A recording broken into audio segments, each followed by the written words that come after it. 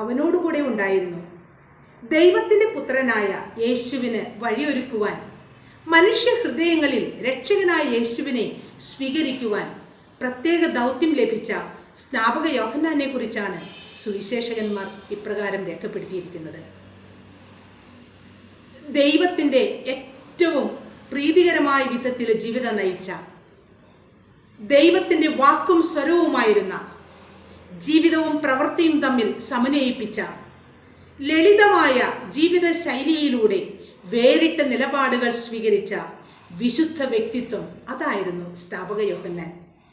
ഈശോയുടെ രക്ഷാകര കർമ്മത്തിൽ യേശുവിന് വഴിയൊരുക്കുക എന്ന ദൗത്യം വളരെ കൃത്യവും വിശ്വസ്തമായും അദ്ദേഹം നിർവഹിച്ചു. ഈ ക്രിസ്മസ് കാലഘട്ടത്തിൽ സ്നാപക യോഹന്നാനെ പോലെ ഈശോയുടെ രക്ഷാകര കർമ്മത്തിൽ നമുക്ക് ഓരോരുത്തർക്കുമുള്ള ദൗത്യം തിരിച്ചറിഞ്ഞ് ഏറ്റവും വിശ്വസ്തയോടെ നിർവഹിക്കുവാൻ ഉണ്ണി മിശിഹ നമ്മെ ഓരോരുത്തരെയും അനുഗ്രഹിക്കട്ടെ. പുൽക്കൂട്ടിൽ വാഴുന്ന ദിവ്യ ഉണ്ണി തൻ്റെ പൊന്നിളം കൈകളാൽ നമ്മെ ഓരോരുത്തരെയും ആശീർവദിക്കട്ടെ, അനുഗ്രഹിക്കട്ടെ.